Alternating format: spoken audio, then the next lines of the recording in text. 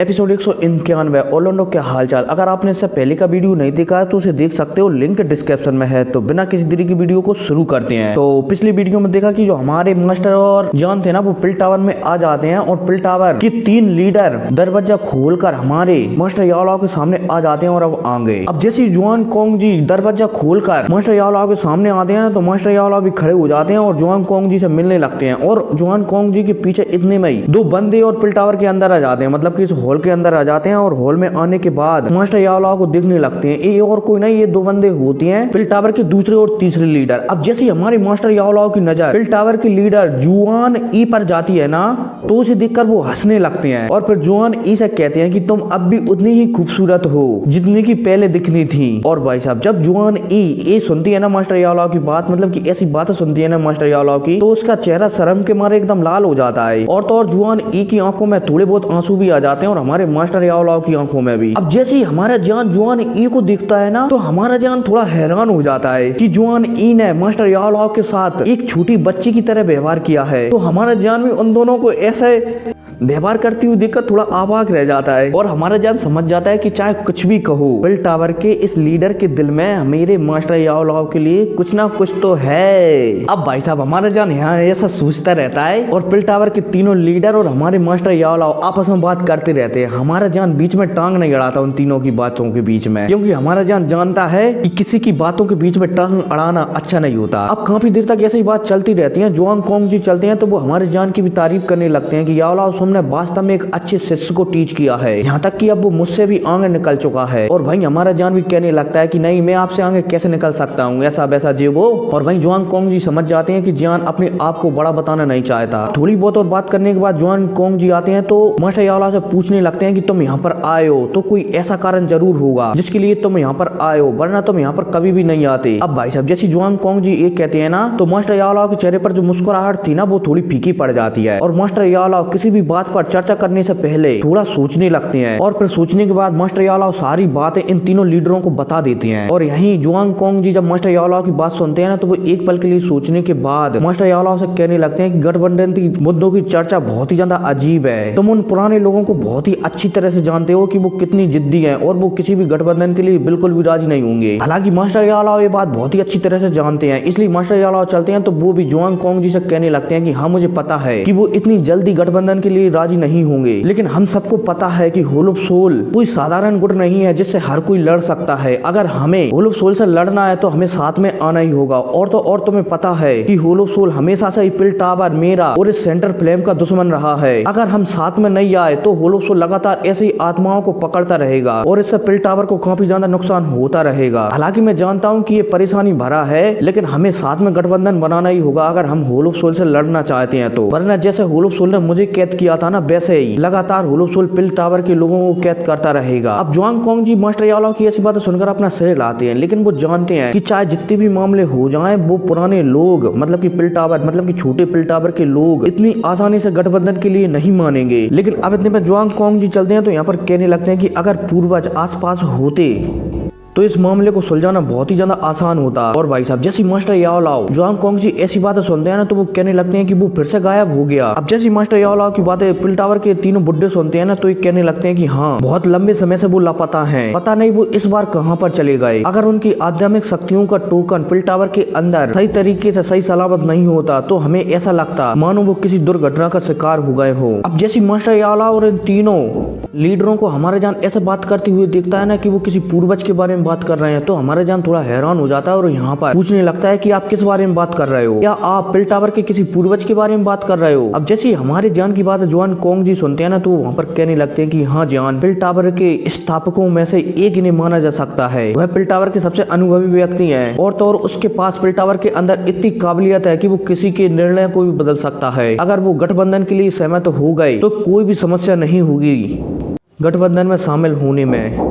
लेकिन अगर उन्होंने मना कर दिया तो पिल टावर गठबंधन में किसी भी कीमत पर शामिल नहीं हो सकता। हालांकि इस पूर्वजों को दुनिया में घूमने का बहुत ज्यादा शौक है और वो हमेशा मौज मस्ती करते रहती है और हमेशा पिल टावर से गायब रहते हैं। यहाँ तक कि हम तीनों भी उनसे सिर्फ एक बार ही मिले हैं। उन पूर्वज को जो काम सबसे ज्यादा पसंद है वो है इस दुनिया को घूमना और नई नई बॉडी में जाकर नए नए जन्म लेना। और हाँ, अब मैं इसके बारे में तुम्हें डिटेल्स में नहीं बताऊंगा क्योंकि ये कम्युनिटी गाइडलाइंस के विरुद्ध हो जाएगी। सीधी बात कहें तो वो पूर्वज अपनी आत्मा को एक बच्चे के अंदर डाल देता है और फिर अपना पूरा जीवन वहीं पर बिताता है जब तक कि वो बॉडी पूरी तरह से नष्ट ना हो जाए। अब जैसे हमारा जान यहाँ पर जुआंग कोंग जी की ऐसी बातें सुनता है ना तो थोड़ा हमारा जान हैरान हो जाता है कि यह पूर्वज वास्तव में बहुत ही ज्यादा अनोखा इंसान है। अब हमारा जान यह कहता है तभी जुआन कोंग जी हमारे जान से कहने लगते हैं कि नहीं, वो इंसान नहीं है बल्कि वो एक औषधीय गोली है। और भाई साहब, जब हमारा जान ये सुनता है कि वो कोई इंसान नहीं है बल्कि एक औषधीय गोली है तो हमारा जान थोड़ा हैरान हो जाता है। हालांकि हमारे जान ने इस बारे में पुरानी किताबों में पढ़ा है कि जब कोई हाई क्लास की गोली पैदा होती है ना तो वो किसी इंसान का रूप भी ले लेती है। लेकिन हमारे जान को अभी तक जो भी टियर 9 की गोली देखने को मिलेंगी थी ना वो सिर्फ जानवर के रूप में ही देखने को मिली थी। तो ये इंसान का रूप कैसे ले सकती है? मतलब कि हमारी जान को यहाँ पर झटका सा लग जाता है। और भाई जुआंग कोंग जी जब हमारे जान को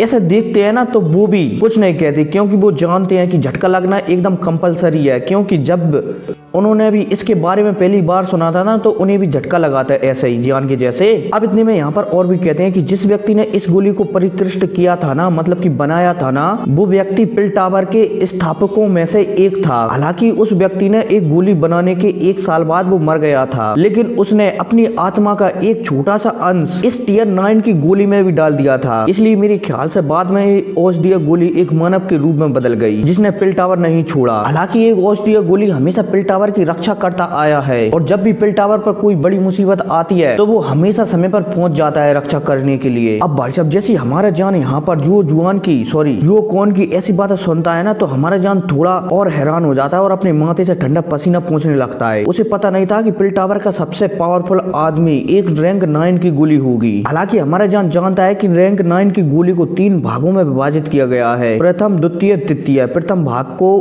ट्रेजर पिल कहती है, दूसरे भाग को जुआन पिल कहते हैं और तीसरे भाग को गोल्डन पिल कहते हैं। और तो और अब सिर्फ इस दुनिया में पहले नंबर की गोली बनाई जा सकती है, मतलब कि ट्रेजर वाली गोली ही बनाई जा सकती है रैंक 9 की। जुआन पिल को बनाना एकदम असंभव है। और रही तीसरे नंबर की गोली की, गोल्डन पिल गोली की, तो वो तो सिर्फ प्राचीन समय में ही बनाई जाती थी। अब इस समय उसे कोई भी नहीं बना सकता। टियर 9 की तीसरे नंबर की गोली को गोल्डन पिल के अलावा डी पिल भी कहते हैं। अब जब हमारा जान ये सोचता है मतलब कि उस गोली के बारे में कि ये गोली है ना, मतलब कि पिल टावर का सबसे बड़ा संरक्षण वाली गोली है, एक कम से कम टियर 9 की दूसरे नंबर की गोली तो होगी। और भाई साहब, जब हमारा जान दूसरे नंबर की गोली के बारे में सोचता है, मतलब कि जुआन पिल के बारे में सोचता है, तो हमारा जान थोड़ा हैरान हो जाता है क्योंकि उस गोली को बनाने के लिए कम से कम किसी व्यक्ति की पावर 5 से 6 सितारा डाउ शेंग होनी चाहिए। और जब हमारे जान डाउ शेंग के बारे में सोचता है, वो भी 6 स्टार, तो हमारा जान और भी ज्यादा हिल जाता है कि पिल टावर के पास पहले इतने पावरफुल बंदे थे। लेकिन अब जुआंग कोंग जी चलते हैं तो इन सारी बातों को एकदम साइड में रख देते हैं और दोबारा से गठबंधन के मामले पर आ जाते हैं। और यहाँ पर जुआंग कोंग जी कहने लगते हैं कि चूंकि पूर्वज आसपास नहीं है इसलिए छोटे पिल टावर का निर्णय मतदान द्वारा तय किया जाएगा। हालांकि हमें इस गठबंधन के मामले को मुख्य बुजुर्गों के मतदान के द्वारा गुजारना होगा, लेकिन वहाँ के अधिकतर लोग हमारे खिलाफ ही खड़े होंगे, इसलिए वो हमको वोट तो बिल्कुल भी नहीं देंगे, मतलब कि गठबंधन के लिए वोट तो बिल्कुल भी नहीं देंगे। हालांकि ग्रैंड एल्डर काउंसिलेशन में 10 सीटें हैं। हम 3 पिल टावर के 3 महान प्रमुख होने के नाते, मतलब कि बाहरी टावर के हिस्से के लीडर होने के नाते हमारे पास भी अधिकार है कि हम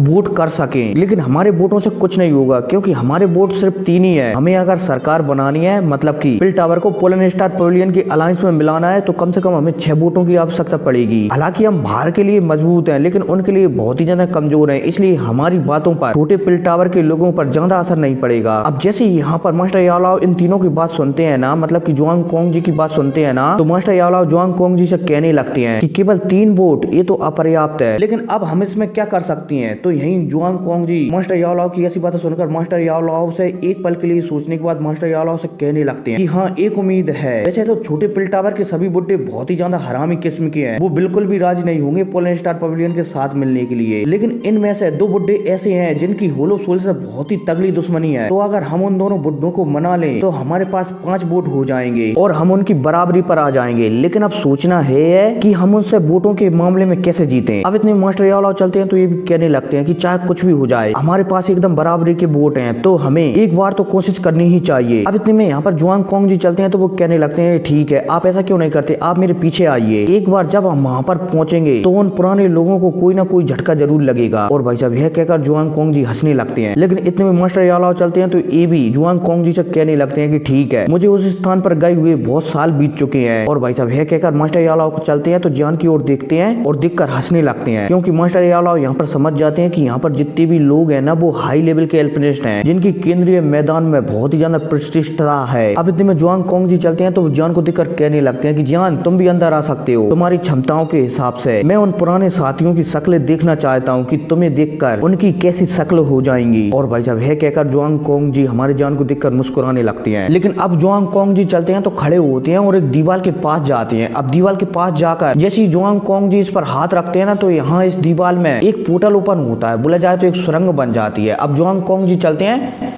तो इस सुरंग के अंदर चले जाते हैं। और वहीं जब हमारा जान उस सुरंग को देखता है ना तो हमारा जान थोड़ा हैरान हो जाता है और वो समझ जाता है कि पिल टावर के लिए मतलब कि छोटा पिल टावर एक अलग ही दुनिया में बसा हुआ है। अब इसके बाद हमारा जान मास्टर यालाओ और बाकी सभी लोग चलते हैं तो वो भी इसी पोर्टल के अंदर या फिर बोला जाए तो सुरंग के अंदर चले जाते हैं। अब इन सभी के जाने के बाद ये सुरंग भी धीरे धीरे यहाँ से गायब हो जाती है और दोबारा से दीवार दिखने लगती है यहीं पर। अब सीन शिफ्ट होता है और हमें एक नई जगह का सीन बताया जाता है, जहाँ पर एक बहुत बड़ा पहाड़ है और उस पहाड़ के चारों तरफ औषधियां लगी हुई हैं। अब इतने में यहाँ पर एक पोर्टल ओपन होता है और इस पोर्टल से हमारा जान मास्टर यालाओ की गर्लफ्रेंड जुआंग कोंग जी और बाकी के लोग बाहर निकलते हैं। अब इसके बाद जुआंग कोंग जी चारों तरफ देखते हैं और देखने के बाद यहाँ जाने लगते हैं। और वहीं जब हमारा जान इस जगह को दिखता है ना तो हमारा जान थोड़ा हैरान हो जाता है और तो और हमारे जान को यहाँ से बहुत ही अजीब सी खुशबू आ रही होती है। हमारे जान समझ जाता है कि यहाँ की प्रत्येक औषधि बहुत ही ज्यादा कीमती है। लेकिन अब हमारे जान का ग्रुप चलता है तो वो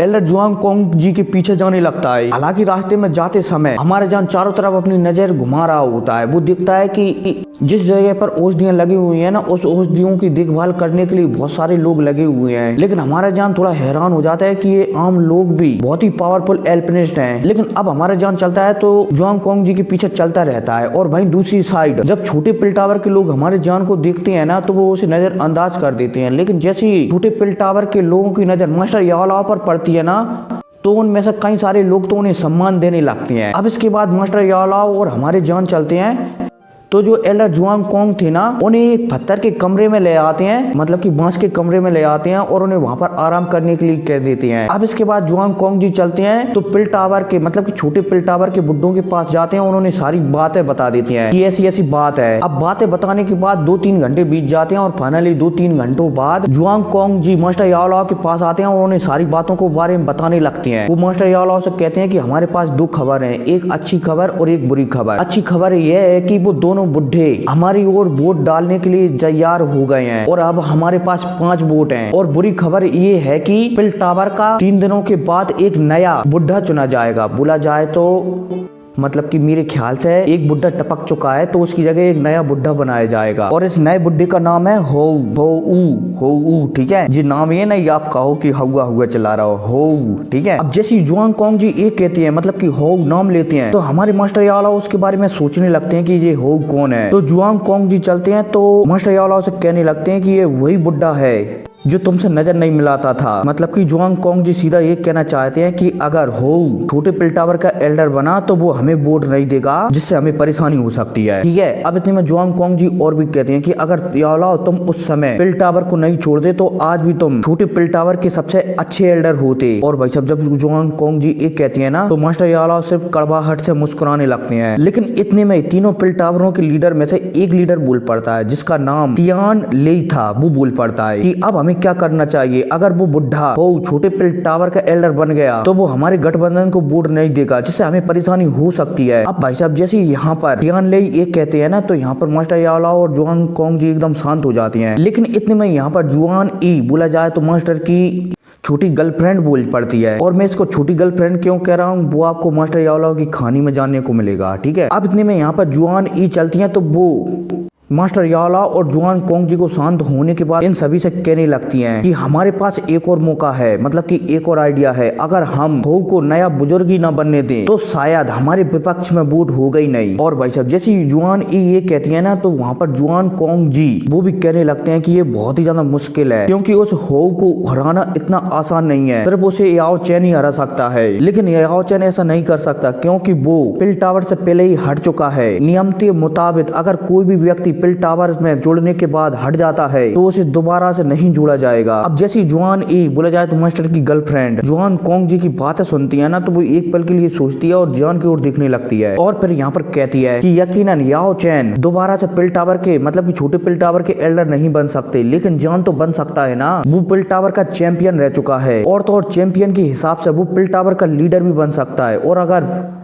जान पिल टावर का लीडर बन सकता है तो उसके पास इस प्रकार की योग्यताएं हैं कि वो छोटे पिल टावर का एल्डर भी बन सकता है। और अगर वो छोटे पिल टावर का एल्डर भी बन सकता है तो वो होऊ को हरा भी सकता है। हालांकि होऊ को हराना इतना आसान नहीं है, जो उस समय याओ चैन की पिल चैंपियन बनने से लगभग एक कदम ही पीछे रह गया था। मतलब कि बोला जाए तो जो होऊ है ना, ये मास्टर के जमाने का ही बंदा है। और ये बंदा है ना, उस समय मास्टर ने पिल टावर के कॉम्पिटिशन में हिस्सा लिया था ना और मास्टर चैंपियन बने थे। ये होऊ है ना, ये दूसरे नंबर आया था। ठीक है, उम्मीद है समझ गए होंगे। अब भाई साहब जैसी मास्टर की गर्लफ्रेंड बोला जाए तो जुआन ई ये कहती है ना, तो यहाँ पर जुआन कोंग जी और बाकी जितने भी बंदे थे ना, मतलब कि जियान, मास्टर याओलाओ, जुआन ई, जुआन कोंग जी और टियान ले जी एक पल के लिए चौंक जाते हैं। और भाई मास्टर एक पल के लिए सोचते हैं, पर सोचने के बाद यहाँ पर कह देते हैं कि ठीक है, इस बार जियान भी पिल टावर के एल्डर बनने की परीक्षा को देगा। मैं उस होऊ को बता दूंगा कि मैं तो उसे हरा ही सकता हूँ, लेकिन मैंने जो चेला बनाया है ना, वो भी उसे हरा सकता है। और भाई साहब जब टियान लेई मास्टर याओलाओ की ऐसी बातें सुनते हैं ना, तो वो जोर जोर से हंसने लगते हैं और वो वहाँ पर कहने लगते हैं कि अगर ऐसा हुआ तो मैं देखना चाहूंगा कि होऊ का चेहरा कैसा हो जाएगा, मतलब कि कैसा होगा। यहीं दूसरी साइड जब हमारा जान इन चारों की ऐसी बातें सुनता है ना कि ये चारों के चारों उसे छोटे पिल टावर का एल्डर बनाना चाहती हैं, तो हमारा जान थोड़ा हैरान हो जाता है। लेकिन फिर दूसरे पल ही हमारा जान समझ जाता है कि उसके लिए एल्डर बनना बहुत ही ज्यादा जरूरी है, क्योंकि अगर वो एल्डर नहीं बना तो शायद पिल टावर गोल्डन स्टार पवेलियन के बनाए गए गठबंधन में बिल्कुल भी शामिल नहीं होगा। अब हमारा जान यहाँ पर एक पल के लिए शांत रहता है और फिर शांत रहने के बाद यहाँ पर जुआन कोंग जी से पूछने लगता है कि वो बूढ़ा होऊ कितने रंगों वाली पिल लाइट रिंग को जमीन पर ला सकता है। तो यहाँ पर जुआन कोंग जी भी कहने लगते हैं कि वो आज से 20 साल पहले 8 रंगों वाली पिल लाइट रिंग को धरती पर ला सकता था, और अब मैंने उसे 20 साल से गोली बनाते नहीं देखा है, तो शायद वो 9 रंगों वाली लाइट रिंग को जमीन पर ला सकता है। और भाई साहब जब हमारा जान वहाँ पर ये सुनता है कि ये बूढ़ा राक्षस होऊ 9 रंगों वाली पिल लाइट रिंग को जमीन पर ला सकता है, तो वो थोड़ा हैरान हो जाता है। मतलब कि 9 रंगों वाली पिल लाइटनिंग वाली गोली बना सकता है, तो हमारा जान थोड़ा हैरान हो जाता है। और भाई साहब हमारे जान को ऐसे हैरान होते हुए देखते हुए जुआन कोंग जी चलते हैं, तो वो जान से कहने लगते हैं कि जान अगर तुम्हें होऊ से जीतना है तो तुम्हें एक रैंक 9 की गोली बनानी होगी, भले ही वह सबसे लो क्वालिटी की हो, लेकिन तुम्हें एक रैंक 9 की गोली ही बनानी होगी, तभी तुम उस होऊ से जीत पाओगे। अब भाई साहब जैसे ही हमारा जान यहाँ पर जुआन कोंग जी की बात सुनता है ना, तो हमारा जान थोड़ा हैरान हो जाता है, क्योंकि रैंक 9 की गोली बनाना मास्टर याओलाओ के लिए भी बहुत ही ज्यादा मुश्किल का काम है। हालांकि हमारे जान शक्तिशाली हो सकता है, लेकिन जब बात गोली बनाने की आती है ना, तो वह बूढ़ा दानव होऊ कई वर्षों से गोलियों बनाने में डूबा हुआ है। बोला जाए तो लगातार गोलियां बनाते जा रहा है, इसलिए उसका अनुभव जान से कई गुना ज्यादा है, इसलिए होऊ हमारे जान को परेशानी पैदा कर सकता है। अब इतने में यहाँ पर जुआन कोंग जी, जुआन ई और टियान ली हमारे जान की ओर देखकर उसे पूछने लगते हैं कि क्या तुम्हें यकीन है कि तुम उससे जीत सकते हो। तो हमारा जान भी एक पल के लिए सोचता है और सोचने के बाद यहाँ पर कहता है कि एक रैंक 9 की गोली मैं इसे जरूर आजमाना चाहूंगा। मतलब कि जान ऐसा ही कहता है, ठीक है, एकदम सेम टू सेम। हालांकि इससे पहले हमारे जान ने कभी भी रैंक 9 की गोली नहीं बनाई है। हालांकि वर्तमान में हमारे जान की पावर बढ़ चुकी है, और तो और वो 2 सालों से लगातार ट्रेनिंग भी कर रहा है, इसलिए उसकी आध्यात्मिक शक्तियां भी कई गुना बढ़ चुकी हैं। हमारा जान पहले से ही आत्मा अवस्था से बढ़कर स्वर्णीय अवस्था में आ गया है। मतलब कि जो आध्यात्मिक शक्तियों का विकास होता है ना, वो आत्मा लेवल, स्वर्णीय लेवल और भी लेवल होते हैं, लेकिन फिलहाल के लिए हमारा जान आत्मा लेवल से बढ़कर स्वर्णीय लेवल पर आ गया है, जो कि मास्टर याओलाओ जुआन कोंग जी और जुआन ई से कमजोर बिल्कुल भी नहीं है। बोला जाए तो हमारा जान मास्टर याओलाओ की बराबरी पर आ गया है अब, ठीक है। अब जैसे यहाँ पर हमारा जान ये कहता है कि वो इस चीज को आजमाना चाहता है, तो यहाँ पर जुआन कोंग जी चलते हैं तो वो एक राहत की सांस लेते हैं और यहाँ पर कहने लगते हैं कि हमें जान को प्रतियोगिता में शामिल होने की, मतलब कि प्रतियोगिता में शामिल करने का कोई तरीका ढूंढना होगा। मेरे ख्याल से पिल चैंपियन क्वालिफिकेशन, पता नहीं यार कैसे कैसे अंग्रेजी के शब्द आते हैं। मतलब कि हमारे जान के पास पिल चैंपियन की डिग्री है, ठीक है, तो वो डिग्री काफी होगी छोटे पिल टावर का एल्डर बनने में, मतलब कि छोटे पिल टावर के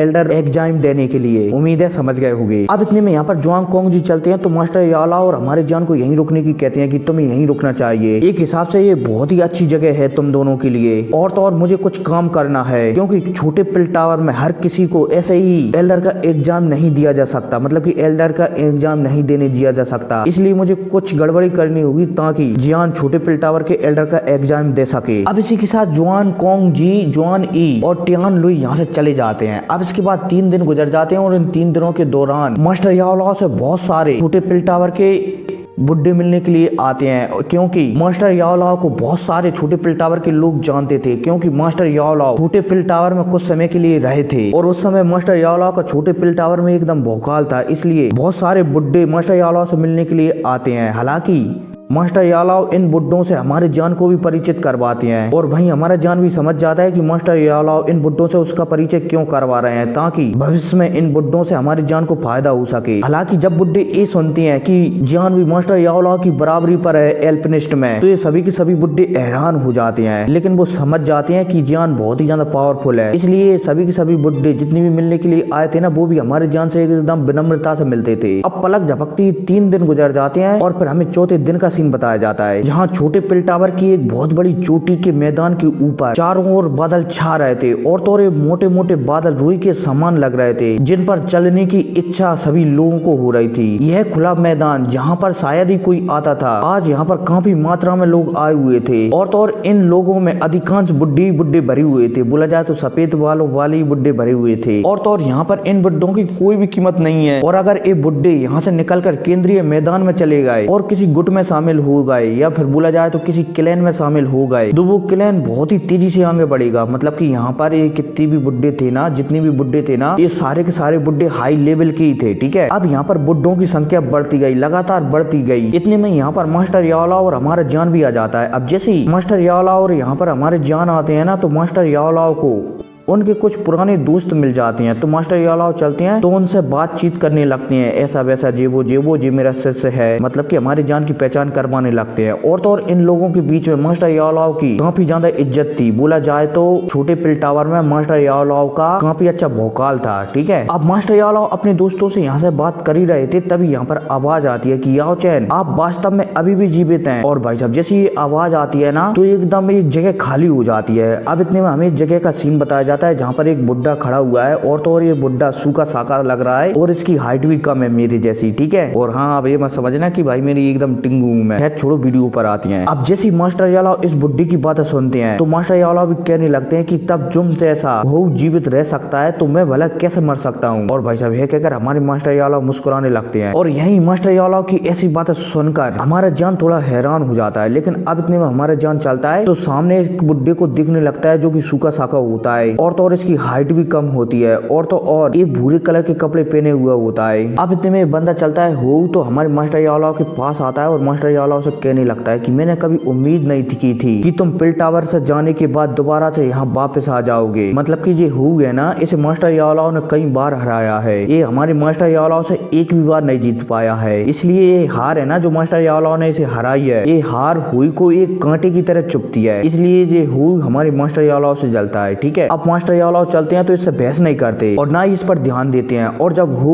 मास्टर याओलाओ को ऐसा करते हुए दिखता है तो हु चलता है तो यहाँ पर कहने लगता है कि मैंने सुना है कि तुम दोबारा से छोटे पिल टावर के एल्डर बनना चाहते हो। मैं इस बार तुम्हें देखना चाहूंगा कि तुम इस बार मुझसे कैसे जीत पाते हो। और भाई साहब जब हमारे मास्टर याओलाओ इसकी बातें सुनते हैं ना तो वो मुस्कुराने लगते हैं। लेकिन अब इतने मास्टर याओलाओ चलते हैं तो हु को और देखते हैं और उससे कहते हैं कि क्या तुम सच में मेरे साथ कंपटीशन करना चाहते हो? ठीक है, अगर तुम मेरे साथ कंपटीशन करना चाहते हो तो सबसे पहले तुम्हें मेरे शिष्य को हराना होगा, फिर इसके बाद हम देखेंगे कि तुम्हारे साथ मेरा कंपटीशन होगा या नहीं। अब जैसे यहाँ पर हो मास्टर याओलाओ की बातें सुनता है ना तो वो थोड़ा हैरान हो जाता है, लेकिन इतने में वो अपनी नजर फेरता है और हमारे जान की ओर देखने लगता है। और भाई साहब जैसे हुई जान की ओर देखता है ना तो वो जोर जोर से हंसने लगता है और यहाँ पर कहता है कि ये छोटा बच्चा ये इस कंपटीशन में भाग ले ही नहीं सकता, इसके पास ये योग्यता है ही नहीं कि वो छोटे पिल टावर के एल्डर का कंपटीशन में भाग ले सके। याओलाओ एक केंद्रीय मैदान नहीं है, ये छोटा पिल टावर है, इसलिए तुम्हें ऐसी बातें बिल्कुल भी नहीं करनी चाहिए। और भाई साहब जैसे ही यहाँ पर हो की बातें सुनते हैं ना ये सभी लोग आस पास के लोग, तो ये सभी के सभी लोग भी हमारे जान की ओर देखने लगते हैं और वो भी हमारे जान के बारे में सोचने लगते हैं कि इस बच्चे के पास आखिरकार ऐसी योग्यता कहाँ से आ गई कि ये छोटे पिल टावर के एल्डर का एग्जाम दे सके। लेकिन इतने में यहाँ पर जुआंग कोंग जी चलते हैं तो वो कहने लगते हैं कि हो तुम्हें याद रखना चाहिए कि जियान है ना वो पिल टावर का चैंपियन रह चुका है। और भाई साहब जैसे ही जुआंग कोंग जी की बात एल्डर हो सुनता है ना तो वो थोड़ा हैरान हो जाता है कि जियान पिल टावर का चैंपियन है, क्योंकि वो जानता है कि पिल टावर का चैंपियन बनना कितना ज्यादा कठिन था। उस समय वो मास्टर याओलाओ से सिर्फ थोड़ा पीछे रह गया था, इसलिए वो पिल टावर चैंपियन का कंपटीशन हार गया था। हालांकि जुआन कोंग जी की ये बात उसके दिल में और भी ज्यादा चुभ जाती है कि जिस शिष्य को याओ चैन ने पढ़ाया है वो शिष्य भी पिल टावर चैंपियन बन गया है। लेकिन इतने में हु चलता है तो यहाँ पर कहने लगता है तो क्या पिल टावर कंपटीशन में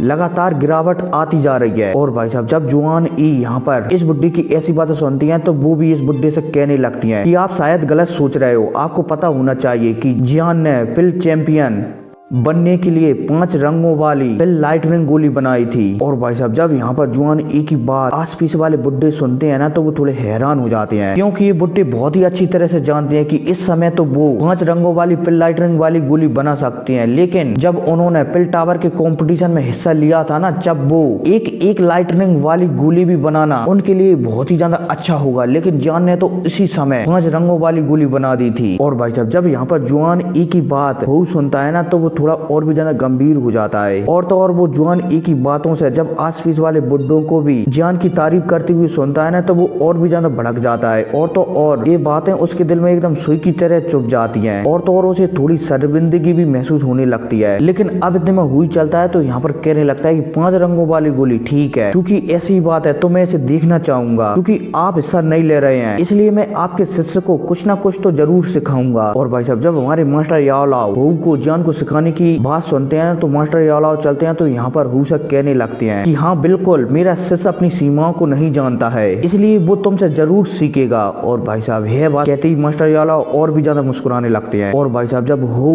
मास्टर याओलाओ को ऐसा मुस्कुराते हुए देखता है ना तो वो ये और भी ज्यादा गुस्सा हो जाता है और यहाँ पर मास्टर याओलाओ से सीधे सीधे कहने लगता है कि याओ चैन मुझे पता है कि तुम यहाँ किस लिए आए हो, एक बार जब मैं इस छोटे पिल टावर का बुड्ढा बन जाऊंगा तो आप दोनों को निश्चित रूप में खाली हाथ ही लौटाऊंगा। और भाई साहब यह कहकर हु था ना वो मुड़ता है और गुस्से में यहाँ से चला जाता है। अब जैसे ही मास्टर याओलाओ हु को यहाँ से जाते हुए देखते हैं ना तो वो मुस्कुराने लगते हैं और फिर जहाँ पर हमारे जान से कहते हैं कि ऐसा लगता है कि इस हु के सपनों को चकनाचूर करना होगा, क्या कहते हो जियान। और भाई साहब मास्टर याओलाओ की ऐसी बातें सुनकर वहाँ पर जियान भी मुस्कुराने लगता है और वो अपना सिर हिलाता है और फिर अपने मतलब की बोला जाए तो मास्टर याओलाओ से कहता है कि चिंता करने की कोई भी जरूरत नहीं है गुरुजी। और भाई साहब यह कहकर हमारे जान के चेहरे पर और भी एकदम ठंडी मुस्कुराहट आ जाती है। अब इतने में सीन शिफ्ट होता है और हमें सूरज को बताया जाता है जो कि एकदम आसमान में चमक रहा है। और तो और इस सूरज से जो आग निकल रही है ना वो इन बादलों के जरिए शुद्ध होकर जमीन पर आ रही है। अब इतने में यहाँ पर हमें एक घंटा की आवाज सुनाई देती है टन,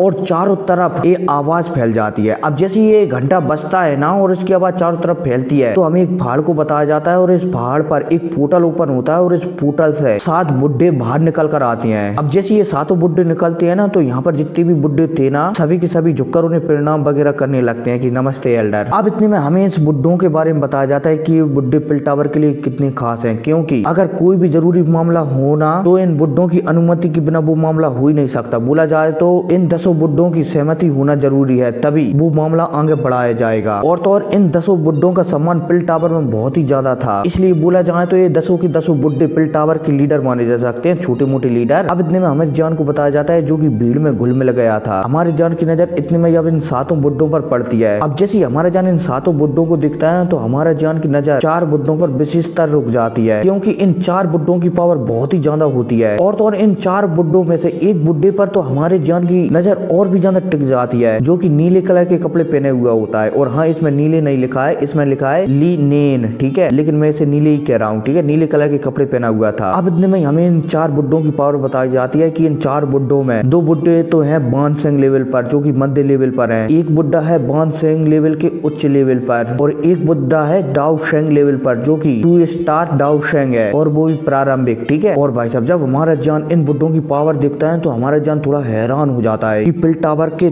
मतलब कि छोटे पिल टावर के अंदर इतने पावरफुल लोग रहते हैं। हमारा जान समझ जाता है कि अगर इन लोगों के बारे में किसी को जानना है तो उसे जानने का सिर्फ एक ही मौका मिलेगा, और वो है उसका ताकतवर होना। अगर कोई भी व्यक्ति पावरफुल नहीं है तो वो इन लोगों के बारे में जान ही नहीं सकता। अब इतने में मास्टर यालाओ चलते हैं तो यहाँ पर हमारे जान को बताने लगते हैं कि तुम्हें जो बीच में खड़ा हुआ दिख रहा है ना, नीले कपड़ों पहने आदमी, ये छोटे पिल टावर का पहला बुड्ढा है, और तो और उसकी शक्तियों के साथ वो पिल टावर का पहला बुड्ढा बनने के काबिल भी है। यहाँ तक कि अगर मैं भी इससे मिलूं ना तो मुझे भी इसका स्वागत करने की जरूरत पड़ती है। और भाई साहब, जब हमारा जान मास्टर यालाओ की ऐसी बातें सुनता है ना तो हमारा जान भी थोड़ा हैरान हो जाता है कि ये बुड्ढा इतना काबिल है कि मास्टर यालाओ को भी इसका स्वागत करने की आवश्यकता पड़ती है। अब मास्टर यालाओ हमारे जान से कह ही रहे थे कि तभी ये पहला बुड्ढा था ना छोटे पिल टावर का, ये हमारे जान को अपनी ओर देखते हुए देख लेता है। तो ये छोटा बुड्ढा चलता है, मतलब कि पहला बुड्ढा चलता है तो जो जान की ओर घूरने लगता है। अब भाई साहब, जैसे ये जान की ओर घूरता है ना तो जान को अपने आप का मतलब कि बोला जाए तो अपनी आत्मा पर दबाव महसूस होने लगता है। जैसे ही हमारा जान अपनी आत्मा पर दबाव महसूस करता है तो हमारा जान थोड़ा हैरान हो जाता है कि इस पहले बुड्ढे की आध्यात्मिक शक्तियां कितनी ज्यादा पावरफुल हैं कि हमारे जान तक को दबाने पर मजबूर कर रही हैं। हालांकि हमारे जान को इस पहले बुड्ढे के दबाव के कारण कोई नुकसान नहीं होता, क्योंकि हमारा जान भी पावरफुल था, इसलिए इस बुड्ढे की आध्यात्मिक शक्तियों से ज्यादा नुकसान नहीं होता। लेकिन यार, मुझे नुकसान हो जाएगा अगर आप सब्सक्राइब नहीं करोगे तो चैनल को, ठीक है, इसलिए जल्दी से चैनल को सब्सक्राइब कर दो। और शायद अब अगली वीडियो में आपको होल ऑफ सोल का कमांडर देखने को मिलेगा, ठीक है। तो फिर क्या, मिलते हैं अगली वीडियो में, टेक केयर।